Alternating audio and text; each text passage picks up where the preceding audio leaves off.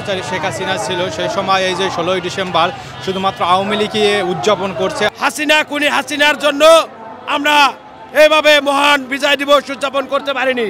দীর্ঘত 17 বছরটা যাবৎ আমরা এই 16ই ডিসেম্বর বিজয় দিবস উদযাপন করতে পারিনি। এবছর আমরা ছাত্র আন্দোলন জনতায় গুলিতে আহত অনেক ছাত্র ভাইরা, অনেক আহত শহীদ নিহত ভাইদের রক্তের বিনিময়ে এবার আমরা মহান বিজয় দিবস 16 ডিসেম্বর সাধারণ পাবলিক এবং আহত ভাইদেরকে একত্র করে আমরা দলবল নির্বিশেষে সবাই উদযাপন করতে পারছি। বিগত বৈষম্য বিরোধী ছাত্র আমজনতায় আন্দোলনে আমরা যারা গুলি খেয়েছি সব আহত ভাই এবং নিহত পরিবারদের সাথে নিয়ে আমরা এই 16 ডিসেম্বর উদযাপন করতে পারছি। এর আগে হাসিনা খুনি হাসিনার জন্য আমরা এইভাবে মহান বিজয় দিবস উদযাপন করতে পারিনি। আমরা সেই 2024-এর জুলাই আগস্টের কথা আজও ভুলিনি। আজও মনে পড়ে আমাদের জুলাই আগস্টের কথা। আগস্টের 4 তারিখে গুলি খেয়ে যখন বেডে শুয়ে আছিলাম তখন আমরা কান্নাই করছি। হাসিনা যখন পলাইছে তখন আমরা একটা বিজয়ের হাসি দিয়েছি।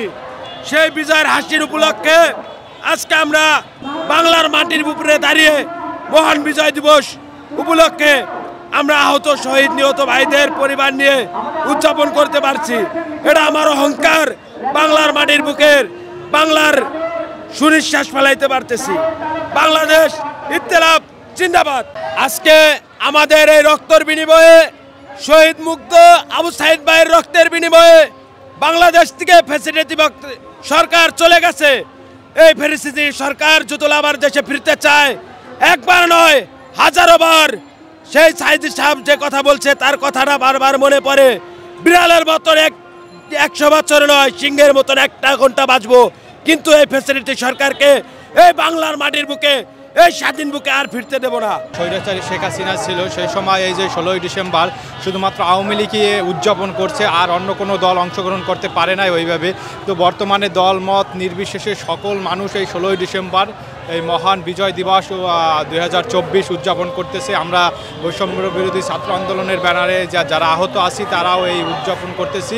তাই এই যে 2024-এর যে বিজয় দিবস এটা অন্য বিজয় দিবস থেকে ভিন্ন, বা সামনের বাংলাদেশ যে অগ্রগতি উন্নতি হবে তা দলমত জাতি নির্বিশেষে সকলের জন্যই হবে আশা করি আমি।